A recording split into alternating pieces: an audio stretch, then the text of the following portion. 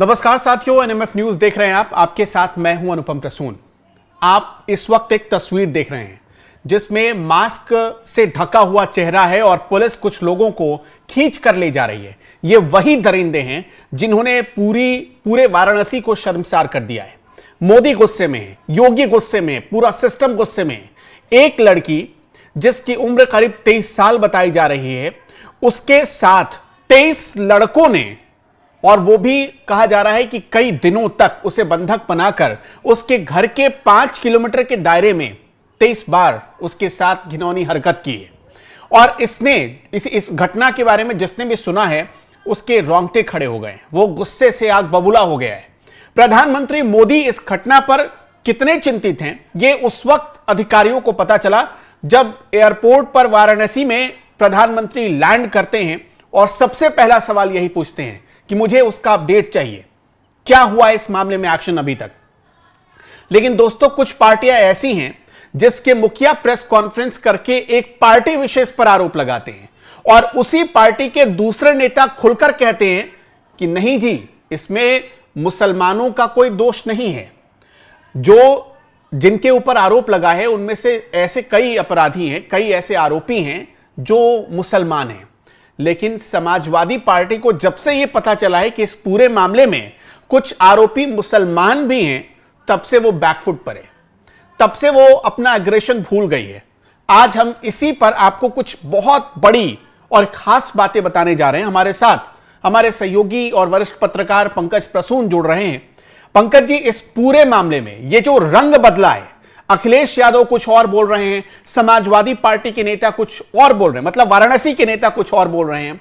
ये रंग क्यों बदला है, इस पर आपके पास मैं आऊं चाहता हूं कि उससे पहले उसी समाजवादी पार्टी के नेता का बयान हम अपने दर्शकों को सुना दे ताकि आपको समझ में आ जाए, दूध का दूध पानी का पानी हो जाए और पिक्चर क्लियर हो जाए। जिस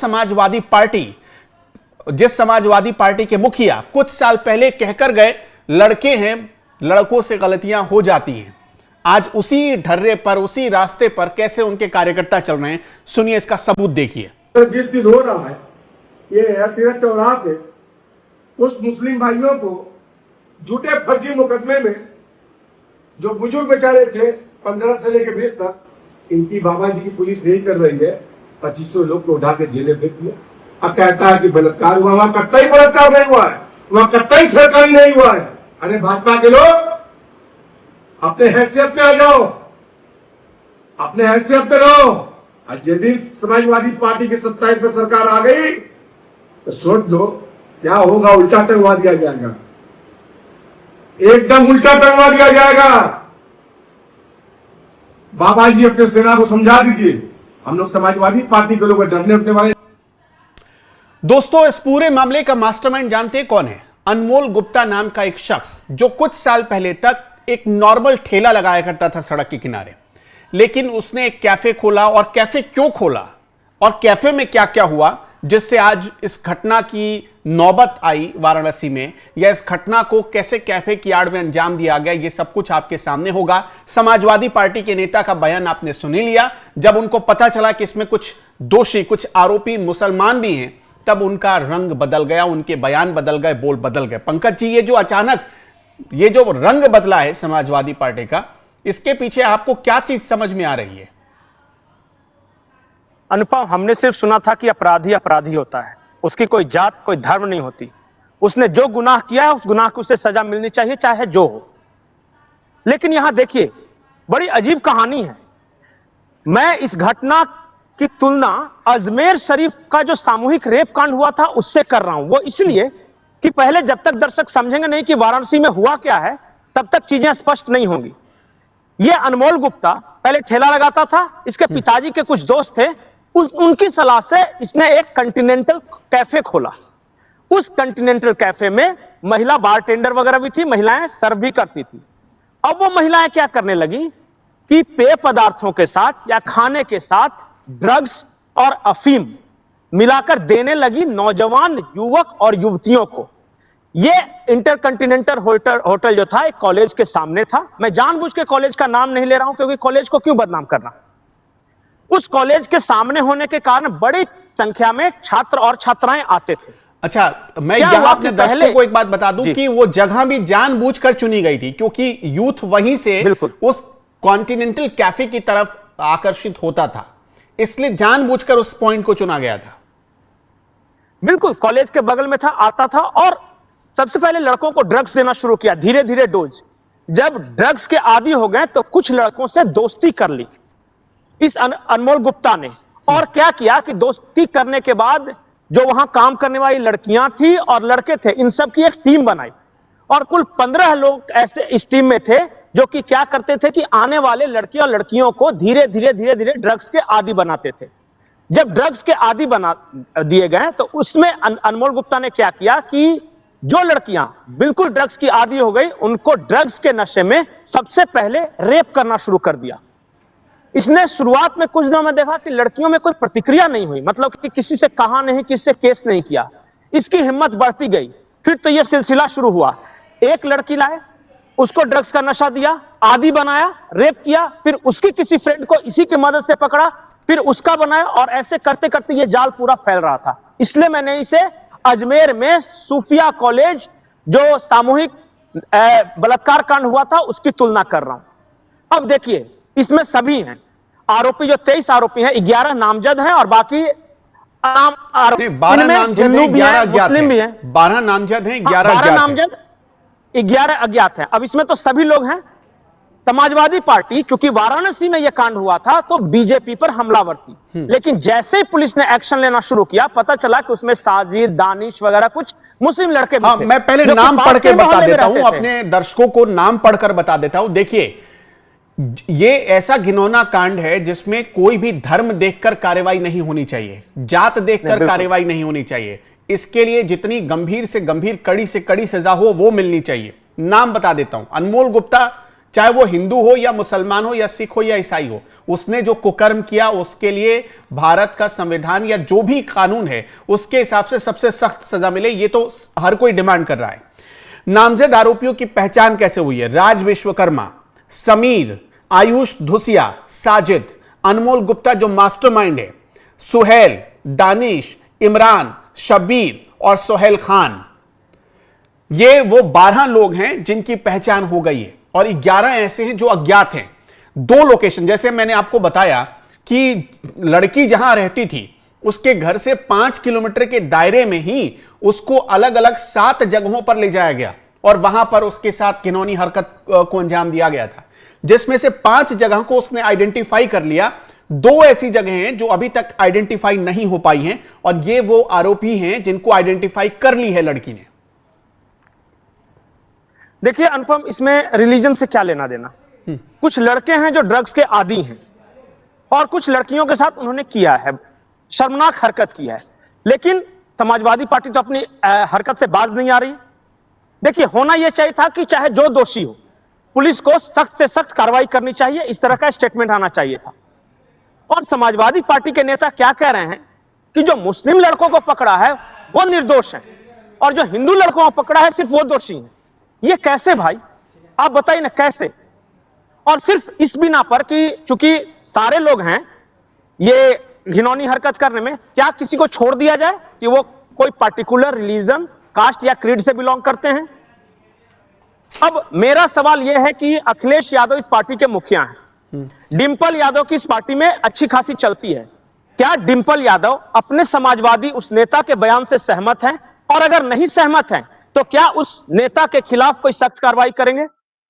पुलिस पे जो प्रेशर है, चाहे मुख्यमंत्री का, सरकार पे, वो सबने देखा।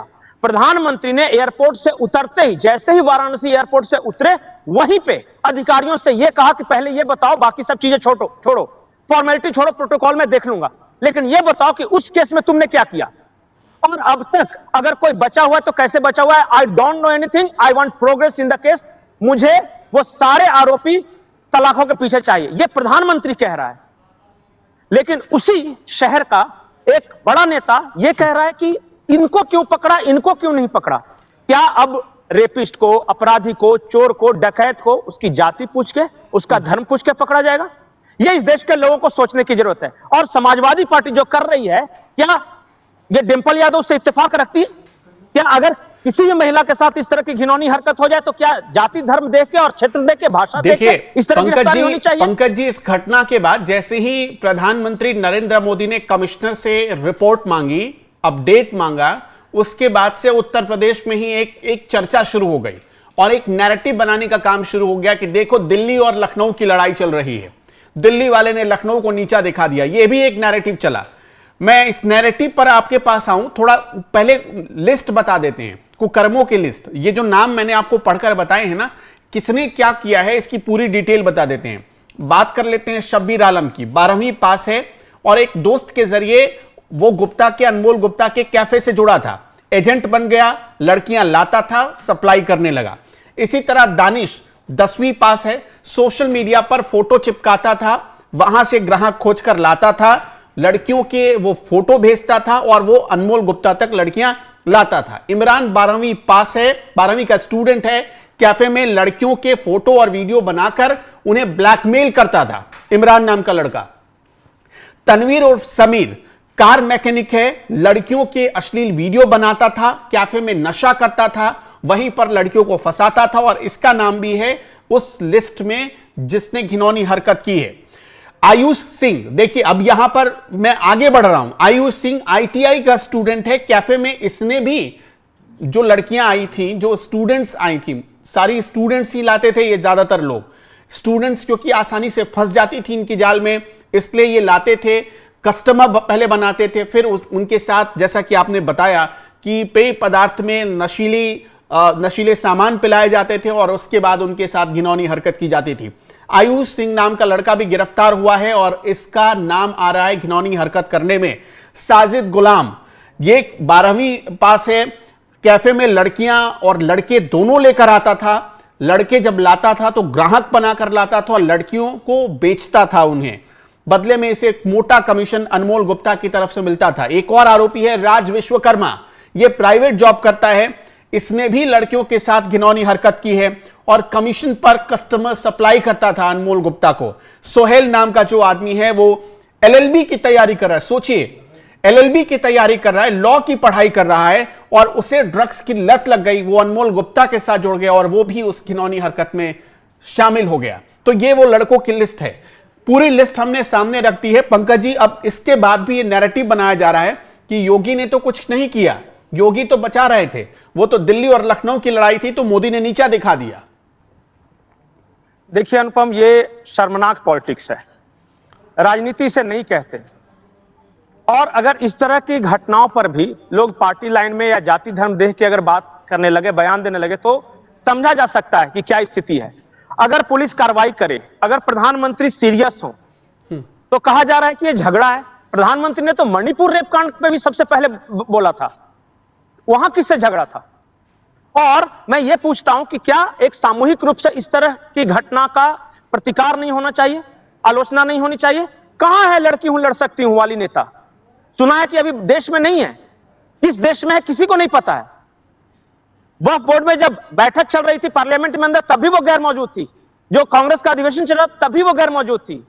भाई कांग्रेस उत्तर प्रदेश और बताइए वो कहीं नहीं है।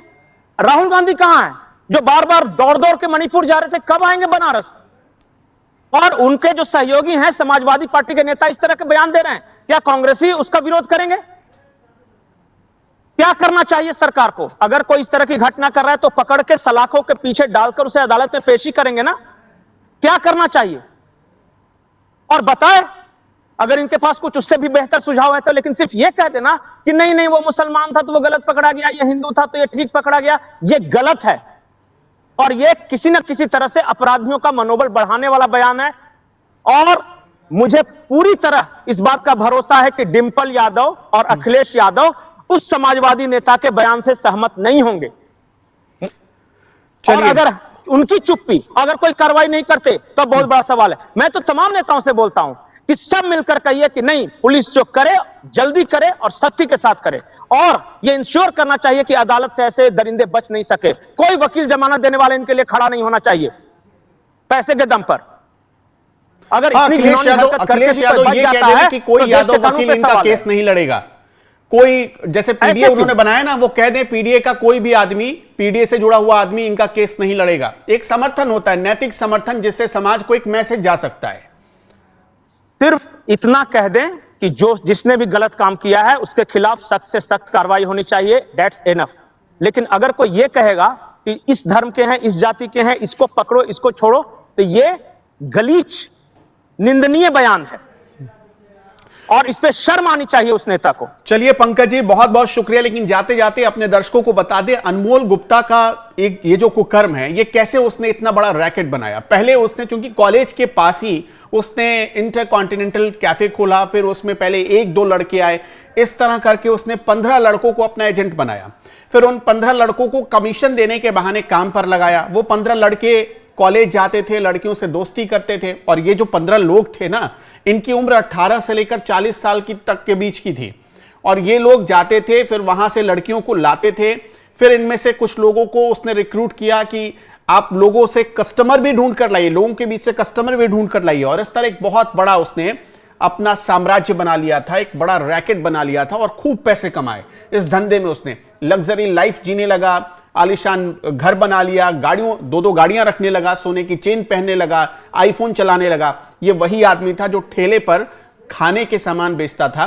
लेकिन सिर्फ 2 सालों में इस कुकर्म से उसकी पूरी जिंदगी बदल गई थी। शुक्रिया आपका पंकज जी हमारे साथ जुड़ने के लिए। उम्मीद है कि उत्तर प्रदेश हो या देश की कोई भी पार्टी इस पूरे मामले में धर्म जात देखकर, मतलब सरकार का नैतिक समर्थन करते हुए कार्रवाई की मांग करेगी। आप इस पर क्या सोचते हैं हमें कमेंट बॉक्स में जरूर बताइएगा। और एनएमएफ न्यूज को देखने के लिए आपका बहुत बहुत शुक्रिया।